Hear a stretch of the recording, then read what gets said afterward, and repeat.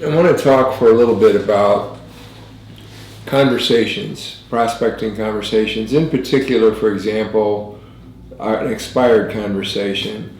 And the three things that I would like you to remember that are really, really important, because the first few seconds of that conversation kind of really make or break you, truthfully. And the first thing you want to do is mention their names. The second thing you want to do is get some yes responses to things. And the third thing you want to do is answer mental questions that they have for you, but most specifically while you're there. For example, hi, Mr. Smith, I'm Dennis Degnan. I work with Key Realty, and the reason I called or stopped by is that our record showed you were marketing your home recently. Is that correct? Yes. Well, I wanted to check and see if you were still interested in selling your home, possibly. Yes or no. If there's an objection or they're not interested any longer, they're probably going to tell you right then and there very, very quickly. The other thing I want to share with you, and this is a principle you can use throughout your career, is always close for the least threatening premise possible. Don't say, well, if you're still interested, I'd like to come over and tell you how wonderful I am and how great Key Realty is at selling houses. That's the worst thing you can possibly do. So the next slide talks about what to say instead, and it's called 2 Reasons Why. Mr. Smith, a lot of people don't realize this, but there's only 2 reasons why a home won't sell. It's either price or marketing. What I'd like to do is to take a look at your home, prepare a detailed report for you, and help you sort out what happened, really, and see if maybe we could make a difference for you. I'm not really certain of that, but I'd like to at least take a look at the home and help you figure out, at least that way you're going to have the satisfaction of knowing what happened. And if they say, no, I'm no longer interested, then it's really important to ask this question. I understand. Could I ask out of curiosity why you've reconsidered your decision? Now that's good language, so take a moment and commit it to memory, okay? Because I used it a few thousand times and it works pretty well. Could I ask why you've reconsidered your decision? I always ask permission to ask that question. Take your time, lower your tone in your voice, slow down a little bit, and ask that question. Basically, you're saying, why'd you change your mind? Now, if they've relisted, you just want to say, that's terrific, I wish you the best of luck, and it's very important for you to get out of there. Don't try to sell them anything, don't try to do anything beyond that point.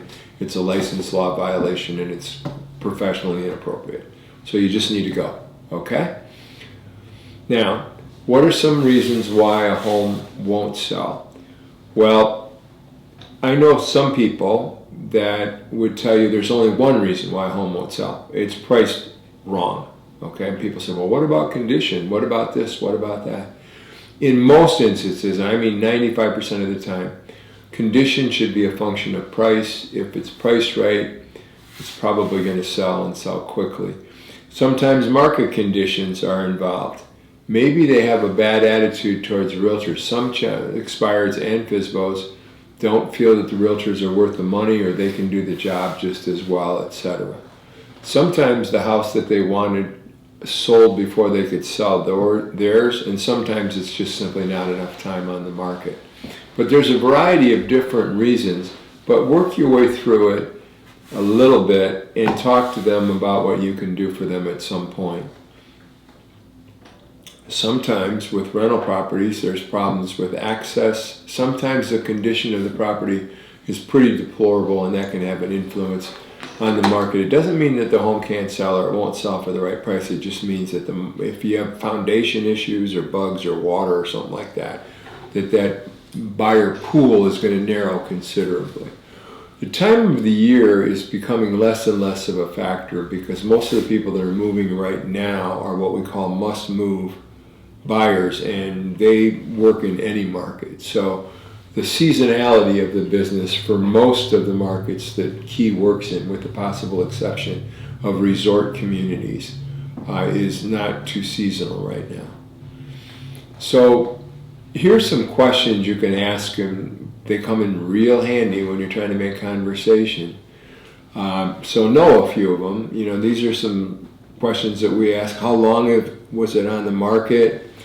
A great question, one of my personal favorites was, were you satisfied with the service that you've received? If you're working with a FSBO, ask them what they would expect from you. Did you receive any offers on the property while it was listed? Was the home professionally appraised? I know you're not an appraiser and you're not offering a free appraisal, but you can ask if it's been professionally appraised. Were you satisfied that the price on the home was accurate? This will give you a feeling as to whether or not they think that they had the right price, maybe the wrong realtor. Sometimes, I worked with expireds for decades, and I can tell you, you hear some really amazing conversation. You have some amazing conversations. Sometimes they'll say, I knew it was overpriced. I told them to bring it down. You know, you have these, you're like, wow. But sometimes they feel strongly. Rarely do they feel strongly that the price was right. Here's why I loved expireds, and I'm digressing a little bit.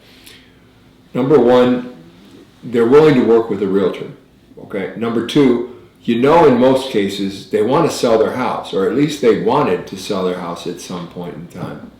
So, you know, it's just a golden opportunity. And while I'm thinking of it, before I forget about it, the work old expireds. Okay, nobody talks to these people.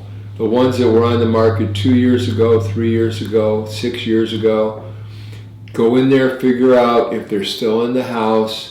I used to love to go talk to them and say, hey, you know, I was thinking I got a buyer for the area here, or, you know, I was thinking about you. I noticed you had your home on the market a while back. I just wanted to see if you were still giving some thought to selling your home.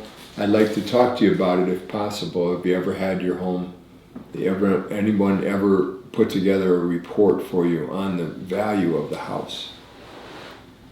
Another question that you can ask is, were you thinking of a larger or smaller home?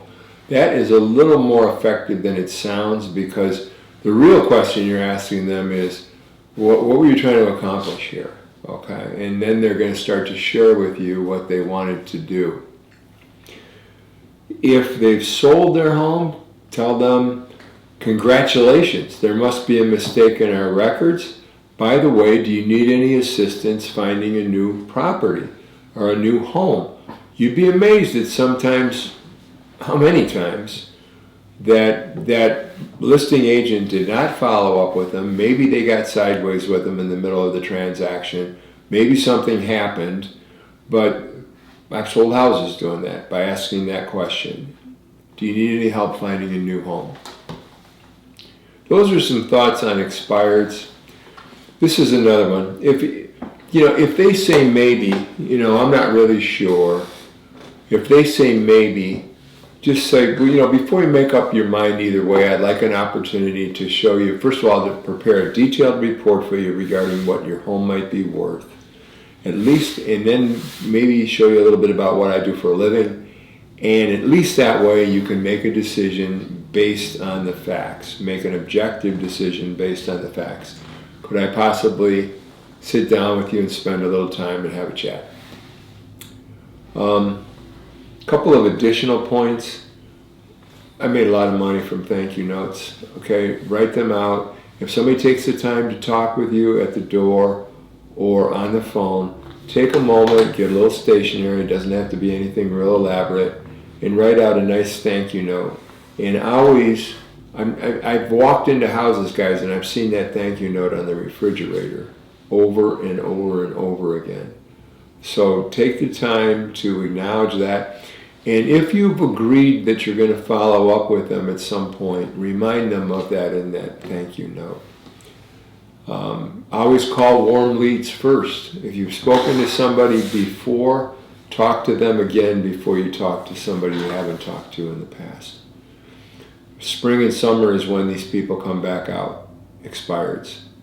So just remember that. Set reachable, well-defined goals to work on this stuff. Don't schedule over that time for any reason. And, you know, I know that that's easier said than done, but if you make the time necessary, if you allocate this and you bubble it up to where it belongs, which is as your most important thing to do, rather than your least important or something to get around to, your income's going to skyrocket from doing prospecting, period. It's just going to work. If you find one living, breathing soul who wants to buy or sell a house, and you're in a 6,000 transaction side market, it's $72,000 a year. If it's 10,000, it's 120. If you do 2 of them a month, 2 living, breathing souls, you find them, and you sell their house for them, you're going to be making 6-figure income over and above your normal activity. It's just a huge deal. I think if realtors really understood how immensely profitable, efficient, effective, and simple this process really is if you master it as a craft, more people would be doing it. I hope you're one of them. Thank you.